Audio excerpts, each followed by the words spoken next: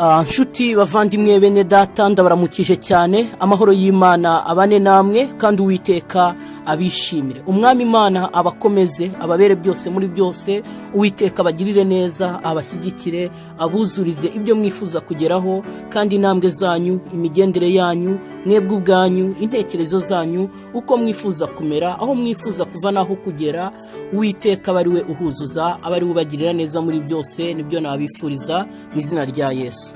Rero nshuti bavandimwe bene data, reka mbabwize ukuri, hari ikintu tutajya twitaho, hari ikintu tutajya dutekereza mu buzima bwacu, mu mibereho yacu. Hari ibintu byinshi tujya twirengagiza kandi by'umumaro, hari ibintu byinshi tujya twirengagiza kandi by'ingenzi.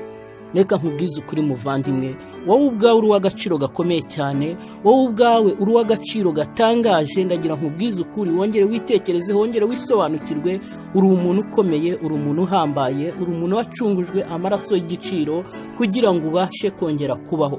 Ngo umwana w'umuntu amaze gucumura, ngo yagombaga gupfa burundu agahera, ngo ariko inama y'agakiza mu ijuru iraterana, ngo Yesu yemera kuncungura, Yesu yemera kugucungura. Niyo mpamvu uyu munsi wa none ukiriho, niyo mpamvu uyu munsi wa none nyiriho. Haleluya, dushime duhimbaze izina ry'umwami wacu Yesu Kristo. Ndagira nkubwize ukuri ko ukenewe kurenza ibyo wowe ukeneye. Ndagira ngo nkubwize ukuri ko wifuzwa kurenza ibyo wowe wifuzwa. Iyo wibona muri ubu buzima, ubona hari byinshi wifuza kugeraho, ubona hari byinshi wifuza kuva ku rwego rumwe ukajya ku rundi, ariko ndagira nkubwize ukuri ko urakenewe kurenza ibyo ngibyo ukeneye, uri kwifuzwa kurenza ibyo ngibyo wifuza. Rero komera, shikama, ntukagire ukwiheba, ntukagire ubwoba, ntugaterwe n'agahinda k'ibyo ubona hano muri iyi si. Ntago waremewe amafaranga, ntago waremewe umugore, ntago waremewe umugabo, ntago waremewe urubyaro, nta kintu n'iki na kimwe waremewe. Waremwe kubw'umugambi w'Imana. Imana niyo izi icyo yakuremeye. Ijambo riravuga ngo twahamagariwe kuba ibitambo bizima byera bishimwa n'Imana, ngo kandi uko guhamagarwa kwacu ngo niko kuyikorera kwayo gukwiriye kwera kandi ngo gushimwa ndetse n'iki n'Imana. Rero muvandimwe, emera yuko waremwe kubw'umugambi w'Imana, ntabwo waremwe kubw'amafaranga, ntabwo waremwe kubw'ubutunzi. Nubwo ibyo mu buzima bibaho kugira ngo bidufashe, ariko ntabwo twaremewe ibyo. Ndagira nkubwize ukuri rero, kura amaso ku by'isi, kura amaso ku byo ukeneye, kura amaso ku byo utekereza, kura amaso kuri buri kimwe cyose, uhanga amaso Yesu Kristo. Yesu Kristo aragukeneye kurenza ibyo ukeneye. Niyo mpamvu rimwe na rimwe ushobora kubura urubyaro kugira ngo Yesu Kristo akubone. Niyo mpamvu rimwe na rimwe ushobora kubura umugabo, ukagumirwa, ukamara igihe kinini abantu bakuvuga, bakuvuma, kugira ngo Yesu Kristo akubone. Niyo mpamvu ushobora kubura amashuri, wagera no mu ishuri bikanga, ukabura ubumenyi bw'iyi si kugira ngo Yesu Kristo akubone. Niyo mpamvu ushobora kubura akazi kugira ngo Yesu Kristo akubone.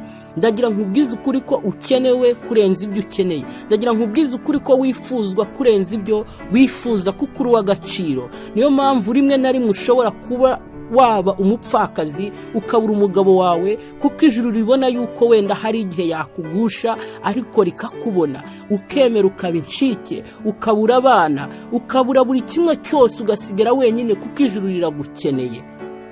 Muvandimwe, rero ibyo ubona udafite muri ubu buzima, ibyo ubona utabona, ntabwo ari uko udakwiye kubibona, ahubwo ijuru hari ibyo rigenda ryigizayo, ijuru hari ibyo rigenda rikurayo, ijuru hari ibyo rigenda rivanayo, kugira ngo bikuvire mu nzira. Ijuru rikubona uboneye, ijuru rikubona utunganye, ijuru rikubone ushikamye. Rero muvandimwe mwene data, hanga amaso kuri Yesu Kristo. Kura amaso yawe ku by'isi, kuko iby'isi birashira. Kura amaso yawe ku butunzi bw'isi, kuko byose ngo bizarangirana n'iyi si. Ikizasigaraho ni ubuntu n'urukundo rw'Imana. Urukundo rw'Imana ntiruzigera rushira, ariko iby'isi byose bizagenza gute? Bizashira. Inshuti zawe zizavaho, abo mu miryango bazagenda, nawe ubwawe uzagenda, ariko ukiri muri iyi si, ukiri muri uyu mubiri, ukimeze ukuri, sabana n'Imana. Kura amaso ku by'isi, kura amaso ku butunzi bw'isi, wemerere Yesu Kristo akubere byose muri byose. Nubona hari ibyo uhombye, ntukajye wiheba ngo uheranwe n'agahinda, ngo ugire inimba uvuge uti ndapfuye, kuko urakenewe kurenza ibyo ukenewe.